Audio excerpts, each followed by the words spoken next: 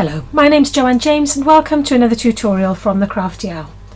Today I'm going to show you how to make another Easter treat holder using your Stampin' Up envelope punch board and my box buster tool, which you can find at www.thecraftyowl.co.uk/boxbuster. They're really easy to make. As opposed to a closed box, this one obviously has got an open end, so you can see what's inside, and it just means we're not going to make the second punch markings on this part of the box and fold it in. We're going to leave it open instead. So the first thing we need to do is understand what's the size of the item that we wish to hold in our box in order to determine the paper size that we require and where to put our punch markings. So the easiest thing to do is take our ruler and our object and take some rough measurements. So if we look at the height, we're looking at about 20 millimeters. We'll work in millimeters today. The width is somewhere between 3.5 and 4 centimeters, or 35. If we measure from the back here, we can see that it is actually about 35 millimeters for a nice snug fit. Actually, let's hold my ruler up the correct way so you can see. So can you see it's about 35 millimeters for a snug fit, and we want them to be quite snug because we don't want them to fall out too easily.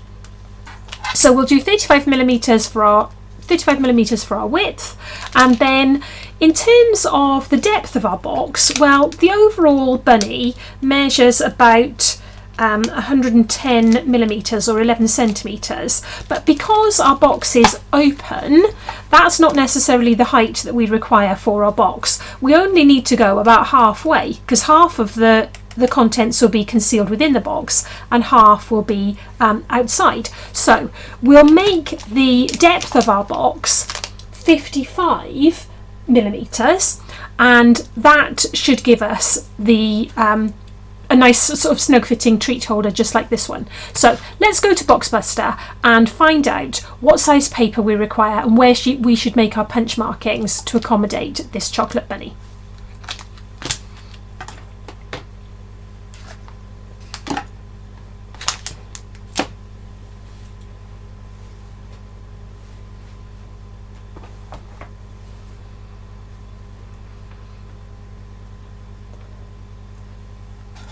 So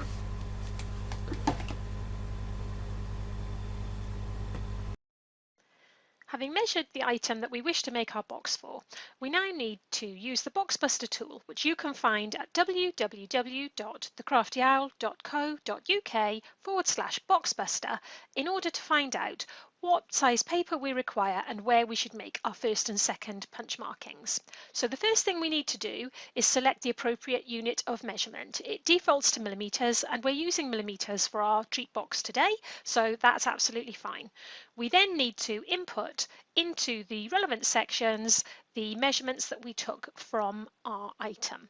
So the box depth was 55 millimeters, the box width 35 millimeters, with a box height of 20 millimeters. And then you simply press the calculate button and it tells us immediately that we require a paper size of 114 millimeters and that we should make our first punch at 36 millimeters and our second punch at 64 millimeters. So let's take those measurements and our envelope punch board and get cracking with our treat box.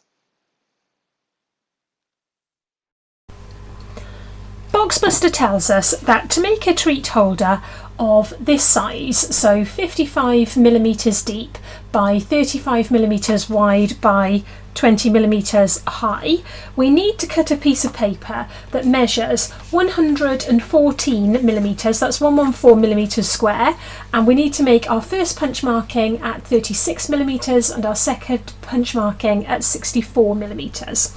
So this is where I made my surprising discovery, because I decided for my box that I wanted to use the Fresh Prints Designer Series paper stack because it's got lots of different red patterns in which coordinate nicely with my Malteser wrapper since it will be on show. And I realised that the actual width of the paper stack is 114 millimeters. So when you cut your paper, you literally are just making one cut to make that 114 square, and then this piece obviously is spare that you can use on a card or another project at another time.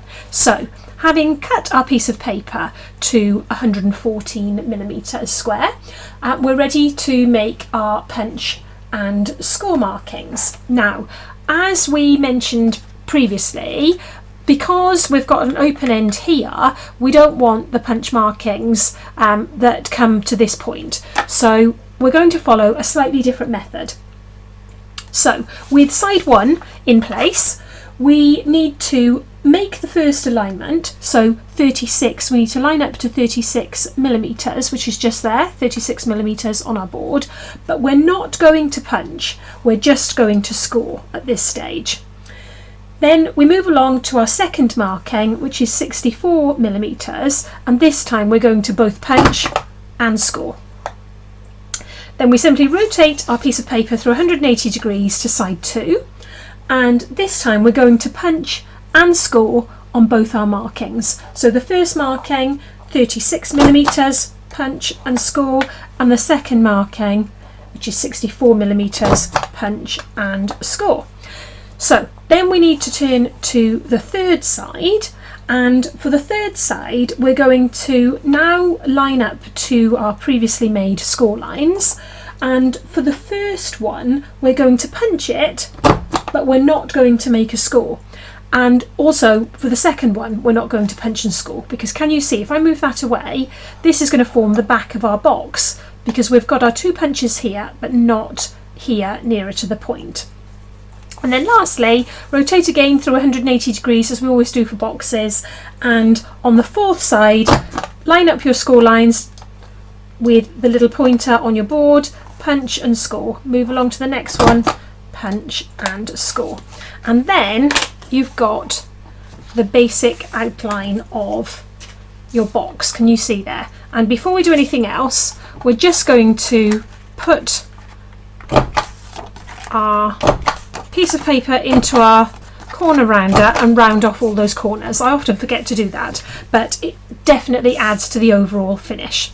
So now that all of our score lines are in place, we need to take our paper snips, and for the part that's going to be the bottom of the box, so this part here, we're just going to snip in the tabs on either side, because that's where we're going to fold up to form our box. And now all we need to do is fold and position our sticky strip here, here, here on the outside. So actually this is going to be the inside of my box. So I'm going to put sticky strip here, here and here on the outside, and then just here on the bottom of the inside flap on the right hand side. So let's get folding and sticking.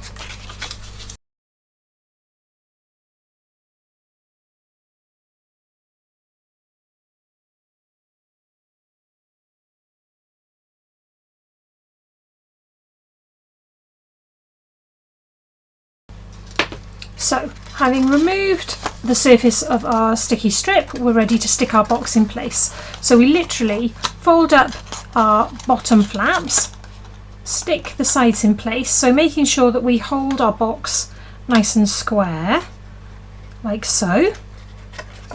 And then we just stick down the sides, and then we're going to fold in the left hand flap first. Just going to fold that over like so. Just press it with your fingers to make sure that it takes, and then lastly we're going to fold over the strip on the right hand side, and there you go, we've got our nice treat holder, which is a nice snug fit for our bunny. And to finish, I simply decorated mine with some red taffeta ribbon, which I just held on with some glue dots. So literally one on the back, one in the middle, to hold that loop together like so, and then one more on the top, because I then also made a label, which you can see here, I actually used the Label Love stamp set, and I stamped this one here with an empty circle, and I then took the bunny from Extra Spectacular, the bunny there, I inked him up with my marker pen and just stamped him in the middle, and then you can just simply punch out that label with your coordinating label punch.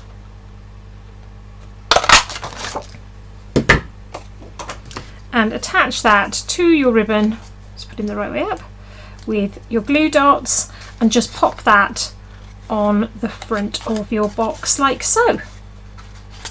And there you have it, one Easter Bunny treat holder. Now obviously you can make these boxes in lots of different sizes. The technique that you need to follow is as I just outlined, but Boxbuster will help you make them pretty much any size you like. I made some slightly larger ones. These ones actually measured 50 by 40 by 20, so they're slightly wider. Obviously they fit my bunny as well, but he's a little bit loose in there. He's more likely to fall out, so I wanted a slightly snugger version.